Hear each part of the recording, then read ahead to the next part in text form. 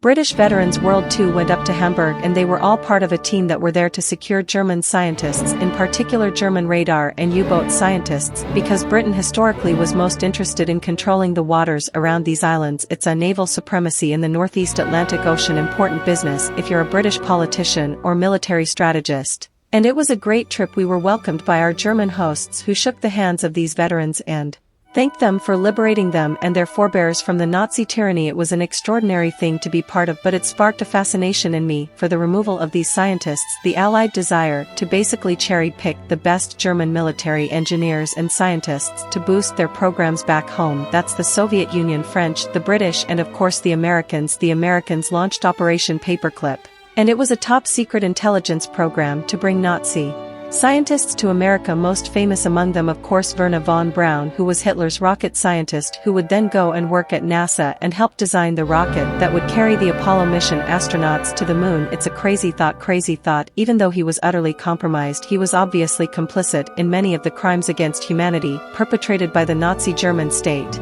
But he wasn't the only one. There were many of them. Some like 1,600 scientists were taken across to work in all sorts of different fields. It's been calculated they contributed tens of billions of dollars to U.S.RD economic output, but it's impossible to come up with any real estimation of their impact. I talked to Annie Jacobson. She's a journalist in the US. She's been nominated for a Pulitzer Prize, and she told me all about the mission Operation Paperclip to get Nazi scientists back to the USA. Enjoy never to go to war with one another again. Cleared the tower. Annie Jacobson, thanks for coming on the podcast. Thank you for having me. Must have been a weird those last days of the Second World War, when you go from desperate to defeat the Nazis to thinking it's coming next. Maybe some of these guys might prove useful. How did that transition occur within the American official mind? Operation Paperclip was a wild ride to investigate and report, because you have expectations about what you think the program was going into it. And then wow, it was like grenade splatter learning about how this program unfolded. I think what interested me most on this question you're asking was how it morphed into something that wasn't intended initially. In other words, the U.S. and our British colleagues sent technical teams into the ruins of the Reich to acquire, the term at the time was exploit, Nazi technology, Nazi hardware, to grab V2S and perhaps biological weapons or chemical weapons and divvy them up between the Americans and the British, and then use these pieces of hardware, if you will, for future weapons programs for ourselves. And very quickly the U.S. and the British went to their own corners and became greedy for their own reasons. And on the U.S. side of things, very quickly thereafter the Americans began to realize, well, wait a minute, why just get the hardware when you can get the actual minds of the scientists themselves by hiring them? And that began Operation Paperclip. It was hugely ambitious, right? They targeted scientists. They were going to be repatriated with families just moved over to the States. I mean, how do you choose a science? How do you find them? And how do you secure them? It was like a tiny snowball turning into the giant abominable snowman, because it didn't start out so big, but you had individual officers from the U.S. Army in their own specific lane. So whether it was jet aircraft or rockets or chemical weapons or biological weapons or pilot physiology, the top officers in every one of those fields was sent in on their own with basically like a giant purse. And there was so much chaos and kind of like, okay, do what you think you should. And before you knew it, each of these individuals were just realizing that in every lane the Nazis were 10 years ahead of the technology, and each of these individuals went, oh my god, imagine what can happen to my program back in the United States if only I had ... And the project just took off from there. Tell me about the famous man who was top of the list for the U.S. Wernher von Braun. The rocket part of the program is, I would say, the most well known. I do think some of the other avenues of exploitation certainly more nefarious and to my eye even more interesting, but von Braun had developed the rocket at a time when America wasn't even close to being able to accomplish such a thing, and it would be another decade before we did. So the idea of capturing von Braun and his team and bringing them back to the United States, I mean, they were in the U.S. in a matter of months, and this led the charge of Paperclip in general with the Joint Chiefs of Staff back at the Pentagon was, well, wait a minute, if we don't get them, the Soviets surely will. And that is accurate. The Russians were actively trying to recruit von Braun among them, and so the rocket team, all 112 of them, very quickly came to the United States and set up shop and brought a lot of the V2 rockets with them. He was ethically completely compromised. He'd gone to Buchenwald concentration camp. He'd handpicked slaves to work from his laborers. Was that a problem in the U.S.? The whitewashing of von Braun's backstory. It's so interesting to see how perception entwines with reality. So for example, when he became such a hero in America for leading the Apollo space program and he would be interviewed by journalists, particularly British journalists, they knew a lot more about him than the average American. Because of the V2 attacks, they would ask him really pointed questions, very specific questions. It was not known about his picking slaves from book involved at that point in time. But other things were known, like that he had been a member of the SS and Von Braun had been coached by the PR team at NASA to say things like the United States government is entirely familiar with my history period, and meaning they just weren't going to let anyone else know about it. And Von Braun goes on to help design the Saturn V rocket, really, which would take the astronauts to the moon. It's an incredible career. I mean, also you cannot forget Kurt Davis, who became our first director of the Kennedy Space Center. He was a hardcore Nazi. Documents I found he would turn in colleagues to the Gestapo that he felt were not loyal enough to Hitler. Arthur Rudolph, who was in charge of the Saturn V rocket program, he was one of the only paperclip scientists who actually got kicked out of the United States, and that was all the way in the 80s. The Department of Justice said to him, go home or face trial, and he went back to Germany. So there was a group of them that were all responsible for heinous war crimes, and by the time the public learned about them, they were all either dead or in their 80s. Tell me about some of the other ones. One of the most evil figures to my eye was a guy called Otto Ambros, and when you think of Sarangas, it's an acronym for names, and the A in Sarangas is Ambros. I found a document in the National Archives that showed Hitler himself gave Ambros 1 million Reichsmarks, a bonus for his excellent work in Reich warfare. He ran the slave labor facility at Auschwitz, a place called Buna, because that is where the Reich was working on making synthetic rubber because they had no more rubber supplies. You know, the tanks needed treads. Otto Ambros would end up being tried at Nuremberg and convicted genocide of slavery, and yet he was released from prison and worked for Paperclip. This gives you an idea of how important the Joint Chiefs of Staff believed our chemical weapons program was, again out of fear that the Soviets had a better chemical weapons program that they were willing to take someone like Otto Ambros into the fold. Hubertus Struffholz is sort of almost seen as the father of space medicine, yet he had an incredibly evil record during the Second World War. You cannot have been a high-ranking weapons maker for the Reich and not have gotten your hands dirty, full stop. And that is my experience based on reading thousands of pages of documents in America and also at the Bundy's archives in Germany, and Struffholz is no exception. And yet, as you say, he's considered the father of American space medicine. There was a building with his name on it until the 80s. The sign was quietly taken down when some of these truths first became revealed, thanks to a very excellent journalist named Linda Hunt, who first exposed Paperclip. And so on the flip side of that, why would we hire such a Nazi? Well, keep in mind, you know, America wanted a space program, and to get astronauts into space begins with understanding how you can get pilots up into altitude that they hadn't normally been. And so the Nazi program during World War II to get their pilots flying higher, faster, further was so far advanced the Air Force was drooling over the prospect of having the physiologists come work for us and was willing to whitewash all of their dark deeds during the war. And you might be saying, well, what kind of dark deeds? So here I will give you a detail.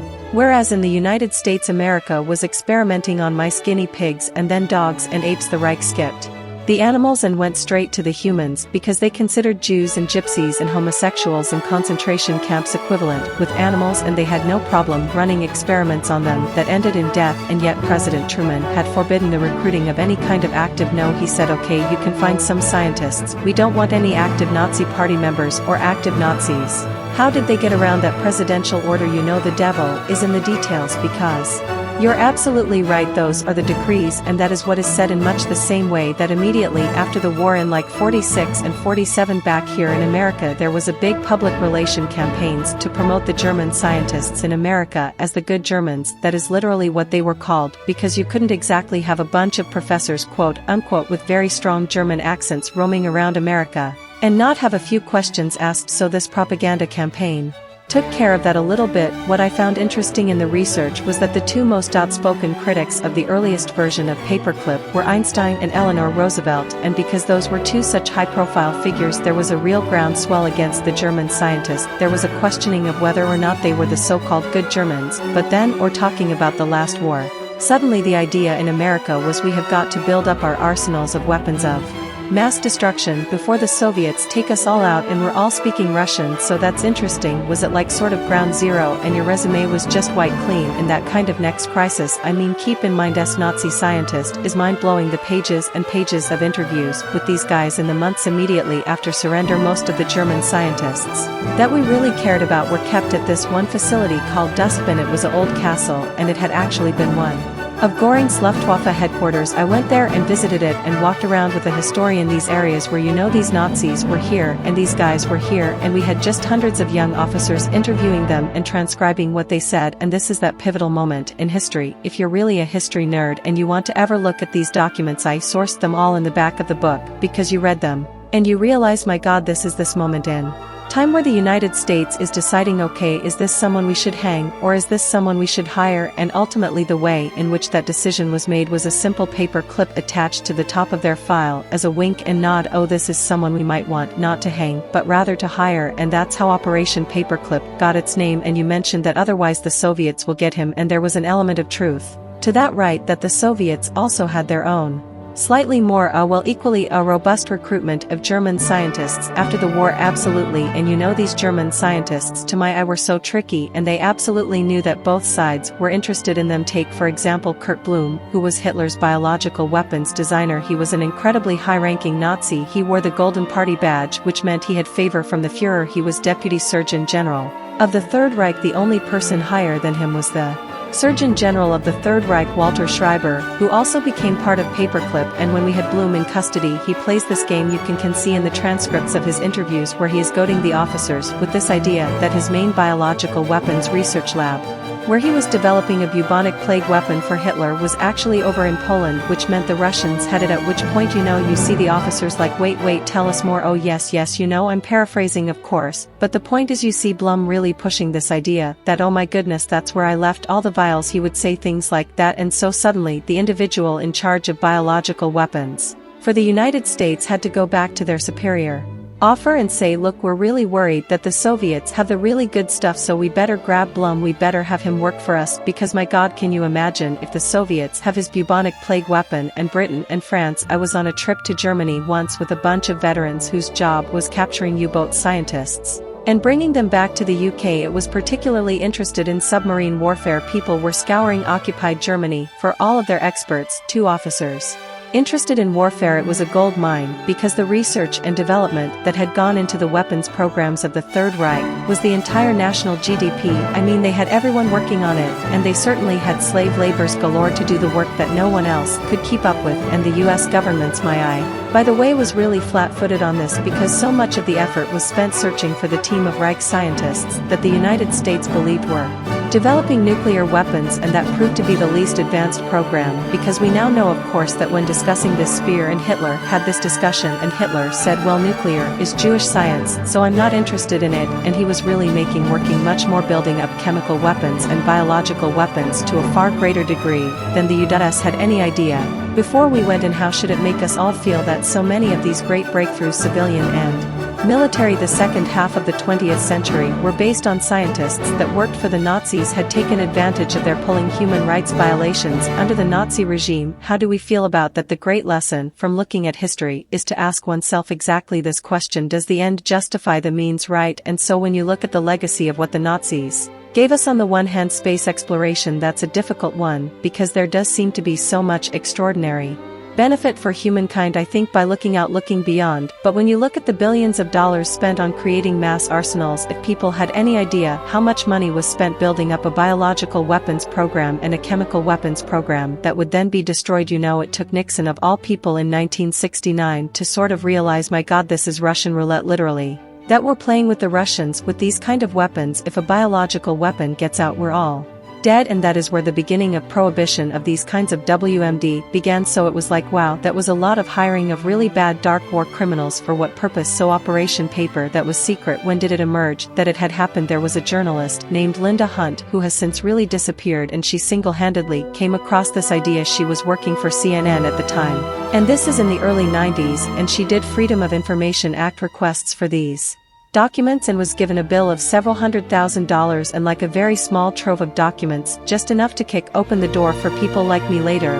But there was really no reporting on it, very little reporting, until my book in 2013. And I think again a lot of my reporting came from the fact that a lot of the scientists at Area 51 worked directly with these Nazi scientists. And they gave me a lot of the keywords to use in my search, because as we know, you don't exactly call a program the bad Nazi scientist. We hired program, you cover it, you give it a code name that makes it impossible to find down the road. Well, any Jacobson people can read about your paperclip work. Tell us the name of this book.